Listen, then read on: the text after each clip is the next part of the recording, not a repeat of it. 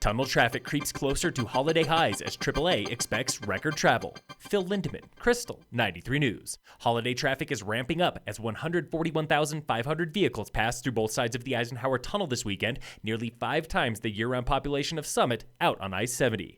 Daily average was 47,175 vehicles Friday through Sunday, the third highest of summer so far, up 6,500 cars per day compared to last weekend, when 3 inches of June snow kept visitors away. Looking ahead to 4th of July, AAA expects record travel across the nation as 49 million Americans take to the road and skies. In Colorado, 841,000 residents will travel this Independence Day, about 15% of state population.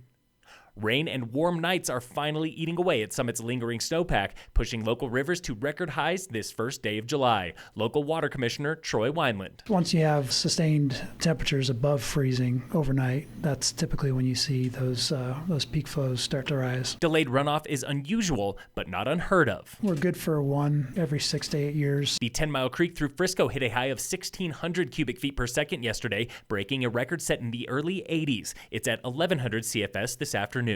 The Blue River above Breck and at Farmers Corner is within 150 points of records set in 1984, while below the dam, the Blue is holding steady at 1,250 CFS after dam release from Lake Dillon yesterday. The lake is 94% full today, about 6 feet below capacity, its highest level in more than a year, up 15 feet in just 3 weeks. Raging whitewater has claimed at least 8 lives across the state since June, including a 40-year-old paddleboarder from Boulder who died on the Arkansas River this Saturday. He was swept from his board at the Buena Vista Whitewater Park, while on the Front Range, a 57-year-old Fort Collins man is missing after his raft flipped Saturday with 2 others on the Poudre River. Summit County so far has been spared, with no deaths on local rivers.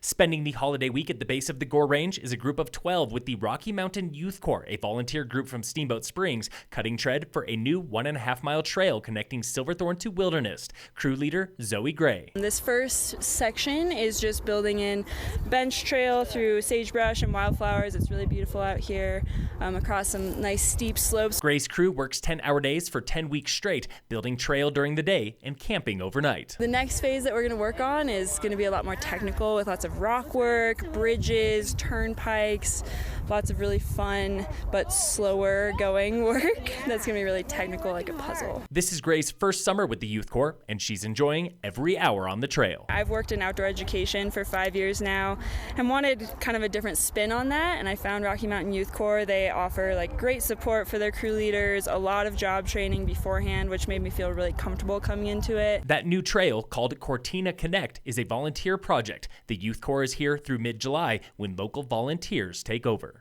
The Breckenridge Music Festival summer season continues tomorrow when jazz player Chris Bodie comes to the Riverwalk Center. Executive Director Tamara Park. Chris Bodie is really a tremendous jazz musician and fan favorite. Breck Music runs through mid-August with jazz, funk, country, indie bands, and classical orchestras. Nearly 30 performances in all. We like to offer a really diverse lineup and try and hit all of the musical tastes that might be here in Summit County. Buy tickets and see the festival lineup at breckmusic.org.